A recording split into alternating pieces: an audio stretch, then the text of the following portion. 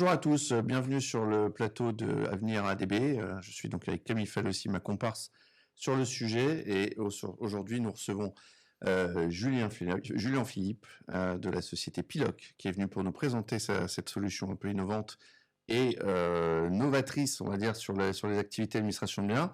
Le premier sujet, c'est de savoir concrètement, Julien, bonjour, en quoi ça consiste, Piloc, en quoi ça consiste Piloc?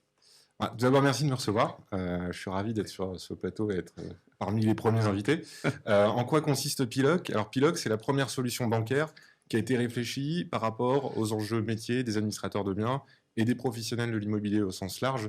On y viendra un peu plus tard par rapport aux perspectives de Piloc. L'idée étant de faciliter un certain nombre d'activités du métier d'administrateur de biens, sachant que les outils bancaires dans le métier d'administration de biens occupent un rôle central à côté des logiciels métiers. Très bien, c'est clair. Et donc, comment vous en êtes venu à cette idée de constituer cette offre, de constituer cette entreprise? Oui. Elle a été avec ton associé Mathieu, quelles ont été... Comment vous en êtes arrivé là? On a une particularité, Mathieu et moi, c'est qu'on a travaillé pendant 5 ans dans un cabinet de conseil en stratégie qui s'appelle Roland Berger, qui a pignon sur rue à Paris, dans des secteurs assez différents. Mathieu plutôt pour des acteurs de l'immobilier, et pour ma part plutôt par rapport à des problématiques fintech liées à la monétique, donc liées aux problématiques d'encaissement, de décaissement, de paiement, et avec la spécificité pour ma part de travailler pour des bailleurs sociaux sur des enjeux d'efficience opérationnelle. Quelques bailleurs sociaux publics, privés. Des sujets d'efficience opérationnelle sur les bailleurs sociaux, effectivement. Voilà. et donc, effectivement, les outils avec lesquels ils étaient amenés à travailler et les outils aussi que, par ailleurs, les banques fournissent à leurs clients bailleurs sociaux, on a pu constater que derrière, ça générait un certain nombre de frictions au niveau des activités de gestion chez les bailleurs sociaux. Et on s'est progressivement rendu compte qu'en fait, le problème n'était pas forcément cantonné aux bailleurs sociaux, mais que c'était un problème plus général lié aux problématiques d'encaissement dans un schéma d'encaissement B2C, c'est-à-dire qu'on encaisse des locataires qui peuvent régler leur loyer de différentes manières et un petit peu à leur guise.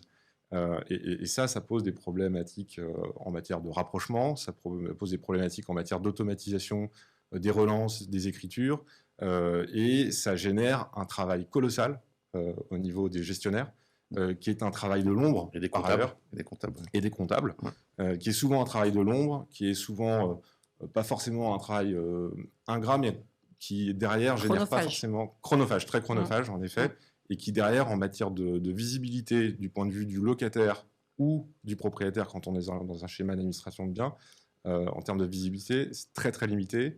Et la plus-value de ce travail, souvent, n'est pas forcément reconnue. Et on a pensé que c'était aussi l'une des origines, peut-être, des problématiques, des défiances qu'il pouvait y avoir de la part des propriétaires vis-à-vis de ces métiers, et qu'il y avait sans doute quelque chose à faire.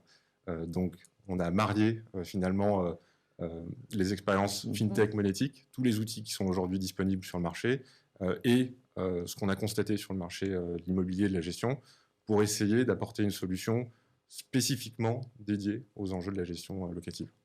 Et donc concrètement, ça se passe comment alors? Alors concrètement, comment ça se passe? Le principe est assez simple. En fait, on est un établissement de paiement qui va derrière ouvrir pour chacun des gestionnaires des comptes d'encaissement.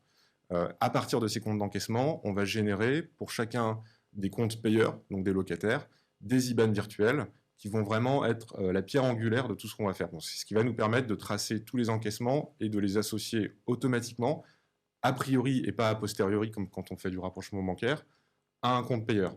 Ensuite, on va greffer le bon bouquet de moyens de paiement pour derrière satisfaire tous les profils locataires. Donc nous, on n'est pas en train de dire il faut révolutionner les parcours de paiement, on va encaisser plus que comme ça avec des QR codes, etc.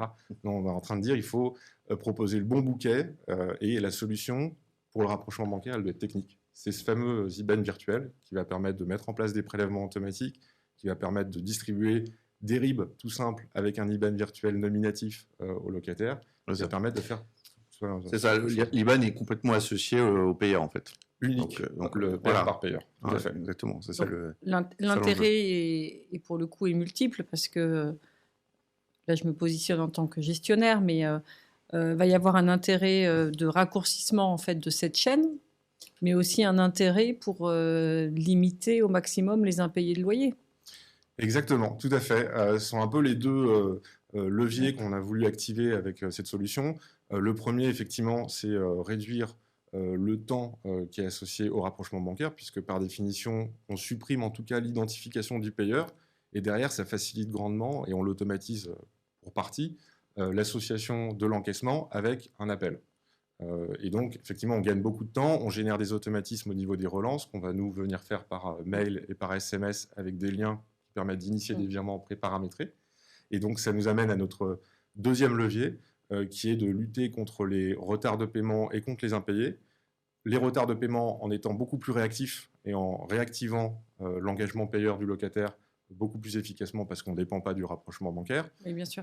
Et les retards, parce qu'on a été capable déjà dans un premier temps de dégrossir la masse d'impayés à court terme des retardataires pour identifier plus efficacement les personnes qui sont potentiellement face à des difficultés de paiement. Et donc ça vient aussi un peu de ce qu'on a vu chez les bailleurs sociaux, proposer un plan d'appurement. Ça marche quand on le propose rapidement. Et dans votre processus, votre mission, elle s'arrête où alors ? À quel moment, en fait, l'administrateur de biens reprend en fait la main ou en tout cas poursuit sa mission dans le cadre de la chaîne ? Alors, nous, on n'a pas vocation à automatiser les arbitrages. Je m'explique. Il y a un certain nombre de choses qu'on ne se permettrait pas de faire parce qu'on n'est pas habilité à le faire.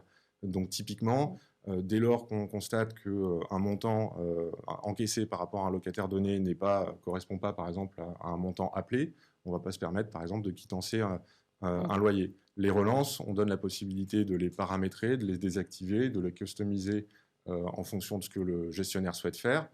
Et on s'arrête, bien entendu, en matière de relance. Alors, on s'arrête, nous, au bout de 10 jours, après avoir relancé plusieurs fois par mail et par SMS, mais on ne va pas au-delà, parce qu'on n'est pas habilité à gérer la partie contentieux. Et vous avez un partenariat, par exemple, vous avez réfléchi à avoir des partenariats avec des assureurs qui font de la garantie loyer impayé, parce que je pense que c'est une thématique... Alors, c'est effectivement un sujet important. On n'a pas encore de partenariat sur la partie assurantielle. Il y a une forme de complémentarité entre notre solution et puis les intérêts des assureurs, puisque l'assureur va surveiller son ratio sinistre sur prime, et plus on est capable de faire baisser les sinistres, plus l'assureur s'y retrouve. Aujourd'hui, on est distribué pour ce qui est de la partie bailleurs sociaux par la Caisse d'épargne, la Caisse d'épargne Île-de-France, qui nous a identifié comme un partenaire cohérent sur les outils monétiques pour les bailleurs sociaux.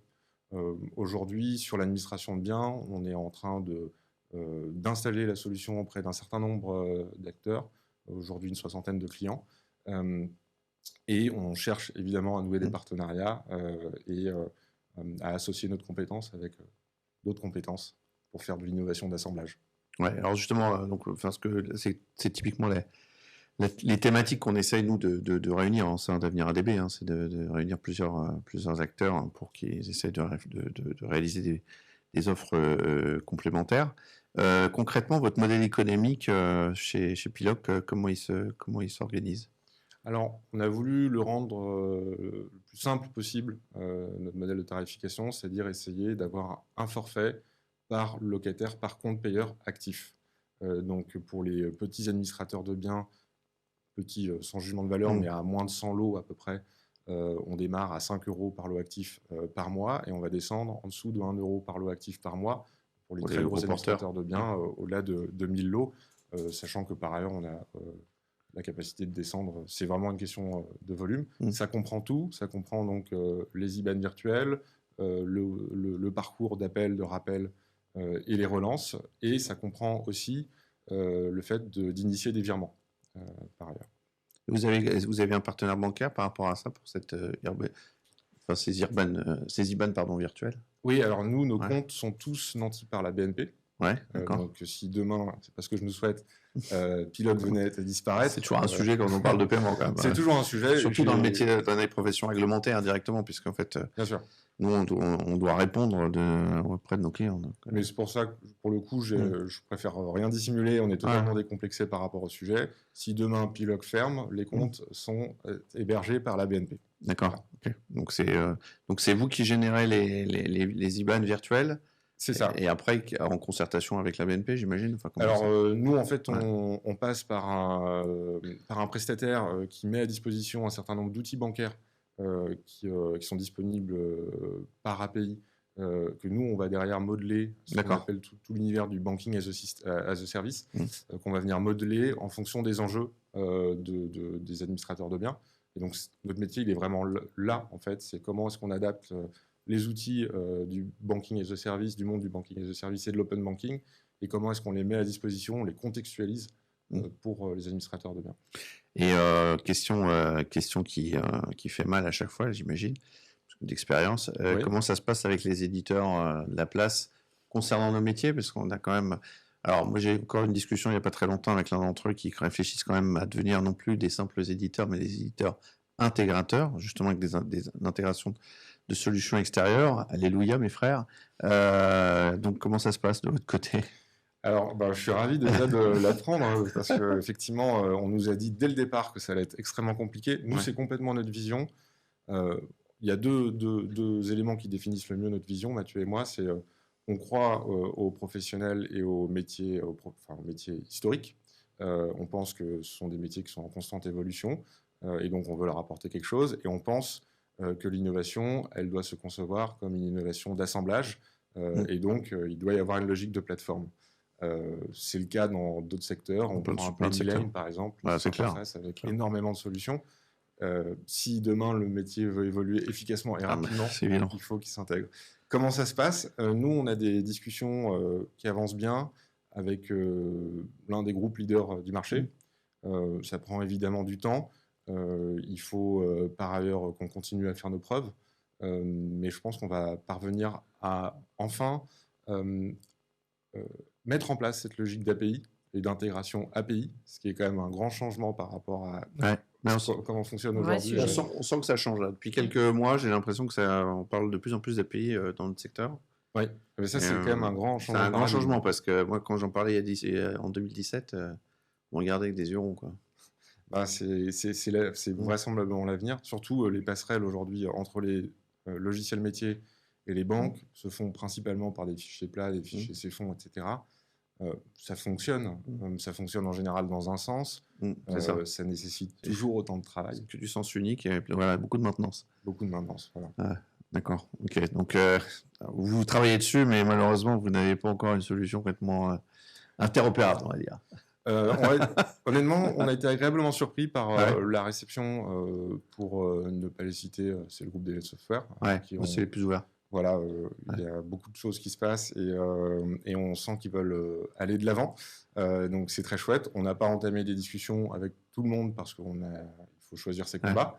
En tout cas, Dell Software, pour le moment, on a de bonnes discussions.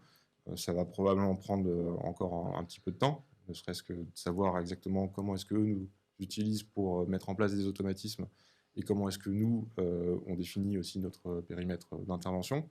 Mais je suis certain que ça va aller au bout et je suis certain que... Et c'était avec eux que j'avais cet échange-là. D'accord. Voilà, donc globalement, après, on voit bien quand même aussi que la position du locataire est quand même importante dans l'approche de Pilop, puisque l'idée, c'est aussi quand même de faciliter la vision, la transparence avec le locataire. Je pense que c'est plutôt une bonne chose, puisqu'on a quand même une fâcheuse tendance, quand on est côté administration de biens, à déconsidérer un peu les locataires. Enfin, Camille ne va pas forcément être d'accord avec moi, mais c'est pas grave. On n'est pas toujours d'accord. Mais l'idée, c'est quand même aussi de faciliter la communication auprès du locataire et de faire en sorte que ce soit plus fluide, quoi. Exactement. Je pense que le locataire, dans la manière dont on conçoit notre proposition de valeur, a une place centrale. Et je pense que si aujourd'hui, par moment, le locataire peut se sentir déconsidéré, ce n'est pas nécessairement une faute qui est imputable à l'administrateur de biens, parce que on ne peut pas de manière intempestive répondre à des questions de locataires à chaque fois qu'ils vont en avoir. C'est-à-dire, est-ce que vous avez reçu mon virement? Non, les banques disposent de 3 jours ouvrés pour faire un virement. Et toutes ces réponses-là, on pourrait les apporter de manière beaucoup plus systématique et automatique, en offrant de la transparence, de la visibilité, grâce à des martingales techniques comme la nôtre. Et donc, je pense qu'une grande partie des frictions ou des tensions qu'il peut y avoir avec les locataires, qui sont liées à des balances locataires, on pourrait les gérer avec un outil comme le nôtre. D'ailleurs, on peut les gérer avec un outil comme le nôtre. Est-ce que chez Piloc, vous n'avez pas peur qu'il y ait quand même aussi une certaine redondance ou une perception de redondance sur différentes fonctionnalités de l'outil? Par exemple, je pense, parce que on parle des locataires et des propriétaires qui ont un espace client. Oui. Est-ce qu'il n'est pas redondant avec l'espace client de l'administrateur de biens? Donc c'est là on revient sur la notion d'API, je pense, où il faut vraiment que ça se parle, quoi. Tout à fait. Et donc là, il existe plusieurs niveaux d'intégration en réalité grâce à ces fameuses API. C'est-à-dire on peut tout à fait utiliser Piloc en stand-alone, désolé pour l'anglicisme, mais c'est-à-dire en clé en main, entre guillemets, avec des espaces propriétaires et locataires qui sont mis à disposition, avec la possibilité de personnaliser couleurs et logos. Et on a la possibilité d'intégrer par intégration API les modules qui concernent le paiement à des espaces locataires ou propriétaires existants avec des WebViews. Et donc ça, évidemment, c'est le fruit des discussions avec les logiciels métiers, principalement, parce que souvent eux qui opèrent. Ok. Merci pour ta venue parmi nous, parce qu'on avait dit qu'on tenait 15 minutes. Merci. On a tenu le rythme. On aura probablement l'occasion de reparler de Piloc dans les mois à venir, peut-être lors d'un nouveau plateau ou lors du Rennes, parce qu'on sera présent dans votre évolution qu'on va suivre de très près. C'est ça qui est intéressant. Avec grand plaisir. Merci de m'avoir reçu. Et puis, je suis ravi de vous parler de Syndic la prochaine fois. Oui, ça, c'est un sujet. C'est un sujet que j'aurais plaisir à aborder, parce que je pense qu'il y a un vrai sujet aussi sur les charges de copropriété, le paiement des charges de copropriété. Merci encore. Merci à vous. Avenir ADB, c'est fini aujourd'hui. Vous êtes de plus en plus nombreux à nous regarder. Merci à vous. Vous savez qu'on essaie d'avoir un discours qui est un petit peu à côté des tendances parce qu'on veut innover et participer à l'innovation. À bientôt. Au revoir.